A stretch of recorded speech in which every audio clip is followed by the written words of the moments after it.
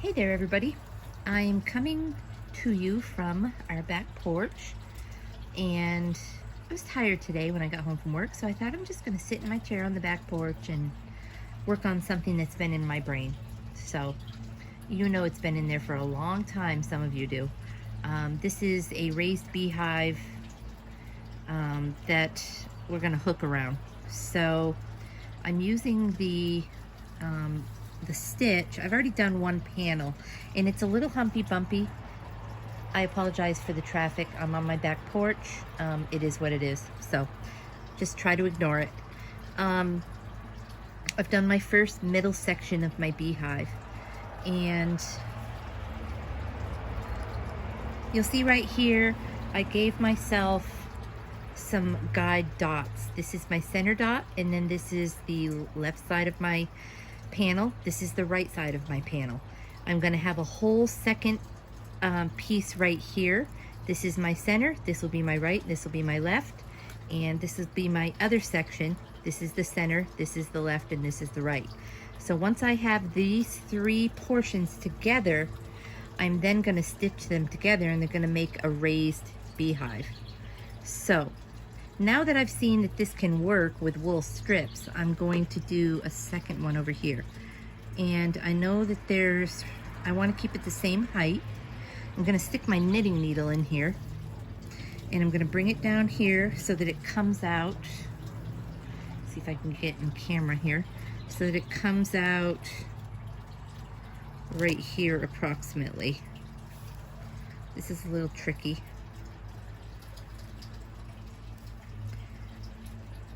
This is the woven, I call it picotte, but I've been corrected, tomato, woven picotte stitch that I'm incorporating into rug hooking. So what I'm gonna do first, these are number 6 strips. I'm gonna take my strip and I'm gonna tie a knot in the end of it, because essentially I'm gonna be bringing it up like a stitch.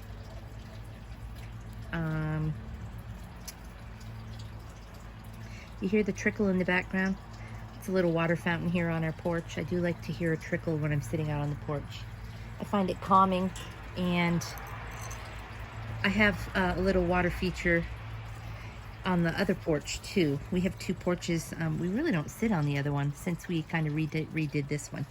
Anyway, I'm going to pull my strip up all the way until it hits the knot, because I want it to stop. And then I'm going to bring my strip up and around the top of the needle. And then I'm going to I'm going to thread this big needle.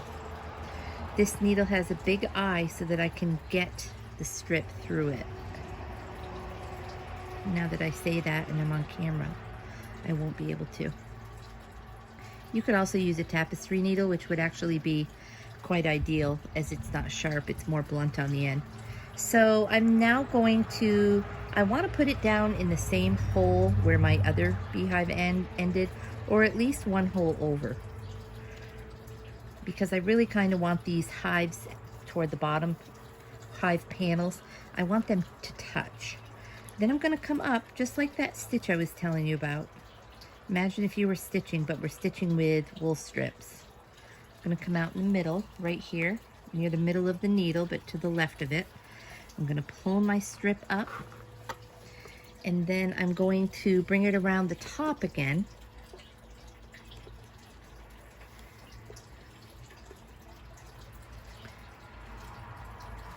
And now I'm going to start weaving. I want to go under, under, over, under. It's important to start weaving with your starting strip, and you don't want to secure it down at the top because you want it to raise up and off. This is going to be sewn together and it's going to come up off the fabric. So I'm just going to go over, under, over. And as I do it, I'm going to keep kind of gently coaxing it up to the top.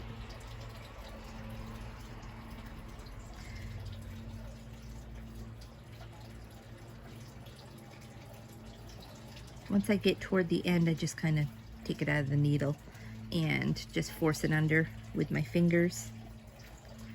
And then what I want to do with this tail is just kind of tuck it under here.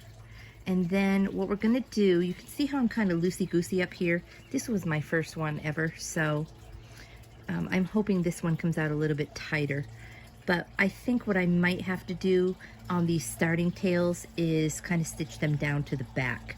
Like back here, you'll see right here, I have one. I might just kind of either use a fabric glue to just tap it, tack it down, or run a stitch there that's hidden from the front. This will all be tightened up more once I stitch these panels together. So I'm going to add in a second number 6 strip. This entire section right here only took about 5 or 6 strips, so you don't need a lot of wool to do this. I'm going to trim the end.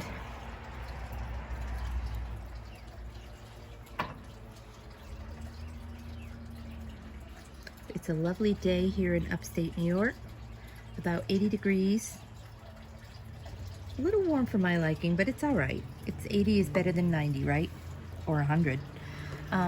So I ended right here. I'm gonna start right here again and go under and over.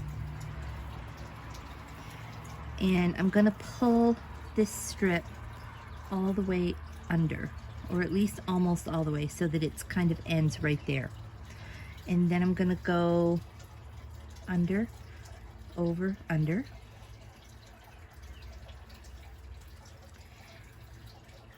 You have to really, when you're adding in a new strip, you really have to kind of be careful. But we're going to start coaxing that strip up, and I'm hoping that by what I just did, it's going to kind of lock that last tail in place. We're going to go over, under, over.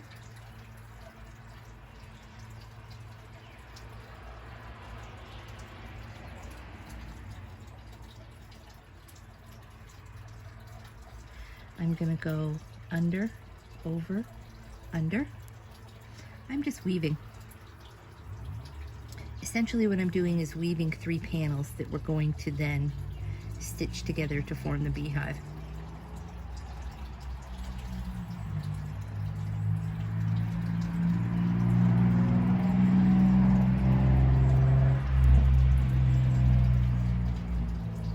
You can see that as I went along right here, I really got pretty good with the weaving, with a nice tension. Got a little loosey-goosey down here, little loosey-goosey up there. So that's what I'm working on, is tightening up the weaving.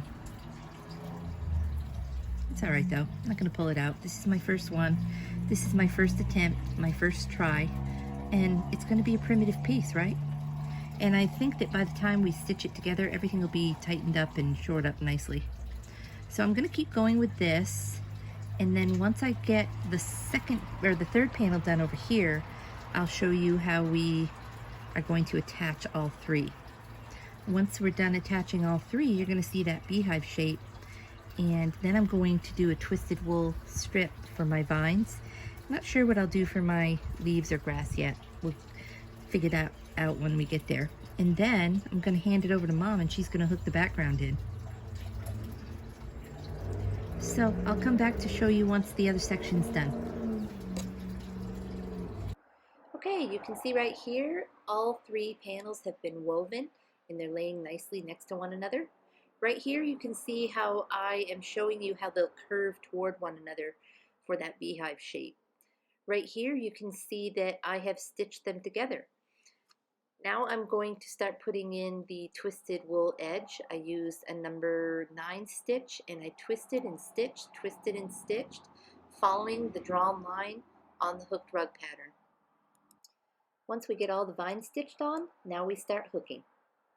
So you can see that I hooked the entire rug background in. I used the number 9 strip, and because it was such a high loop, I lost my vines. You can see them in there kind of, which is good because we're going to end up stitching another row of vines on. We're going to use a number 8 strip, and we're going to stitch right in over that already stitched vine. You can see that I didn't hook under the beehive. I didn't really need to. That would just be wasting wool. We're going to stuff it with fiberfill, and we're going to stitch it down, and it'll give it a nice look. You can see that I used a light green wool there for my leaves, which I really don't care for. I'm going to use a darker green and stitch the grass in under the beehive also. So you can see that I have started to stitch in that top row of vines.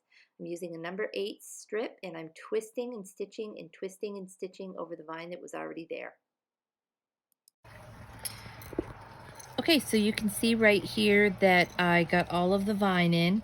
This was using a number 8 strip and going over the previous vine that I had put in before I started hooking.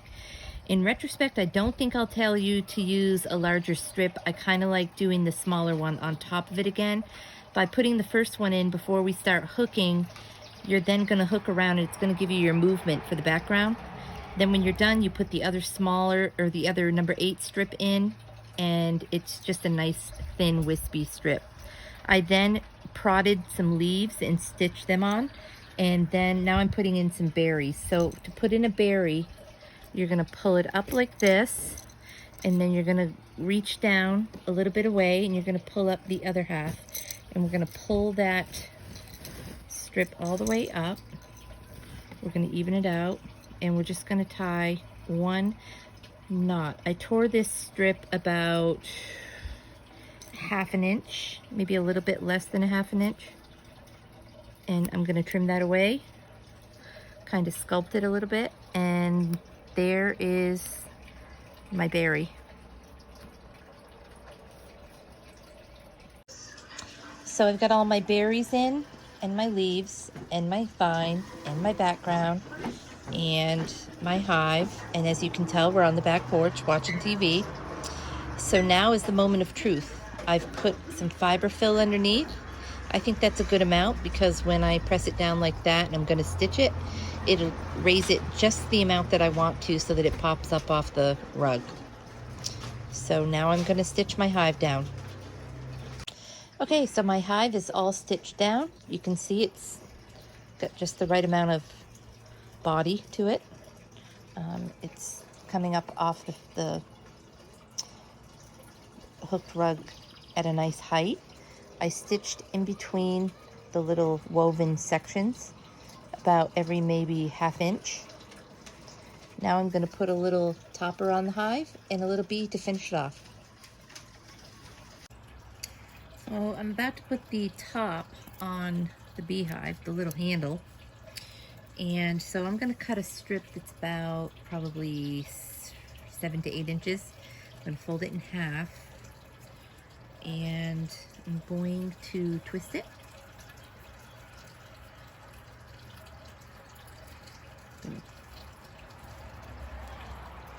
I got my needle and thread. I'm going to start it right here, kind of tuck it under a little bit. When I'm coming up with my needle with all of the stitching that I've done, I am coming up between 2 loops because I don't want to disfigure a loop.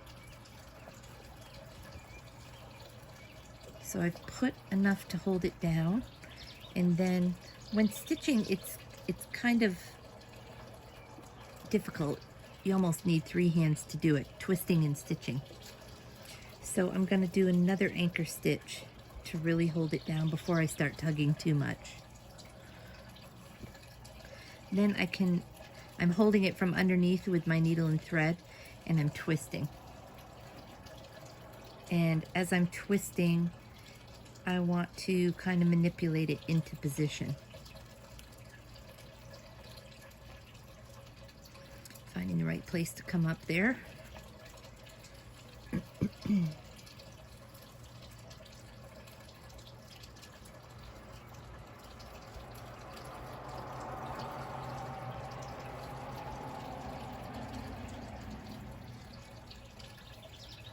Have to keep twisting it and stitching. I might end up trimming a little bit off. That's okay. I want it to look right.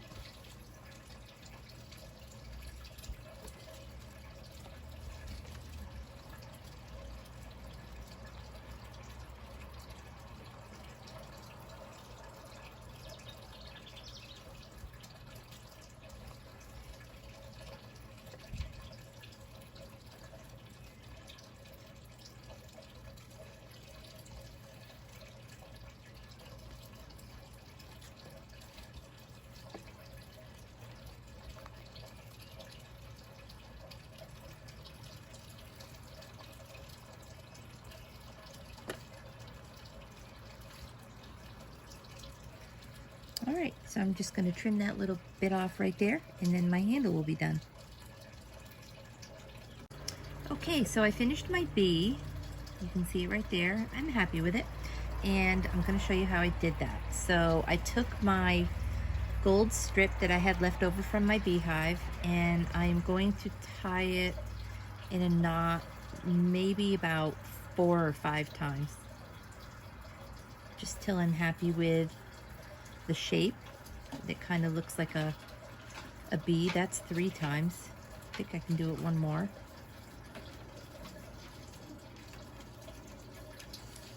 There we go.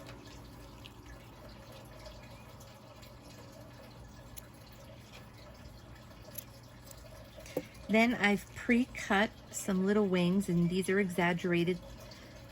We will trim them once we get it done. So then what I'm going to do is take some black thread like you see right here. I'm going to start at the bottom. I'm going to wrap it around the top of the bee. Then on the back side where the wings are, I'm going to run it down here and run it around the bottom here. And then I'm going to tie a knot, and I'm going to trim my wings and then stitch it on the hooked rug piece. So with that, this is finished. Okay, it wasn't completely done. I had to add a little beehive hole. I stitched a little piece of black wool on the front. You can see the nice dimension in this piece. I really, really love it. If you're interested in getting this kit or pattern, be sure to visit our website.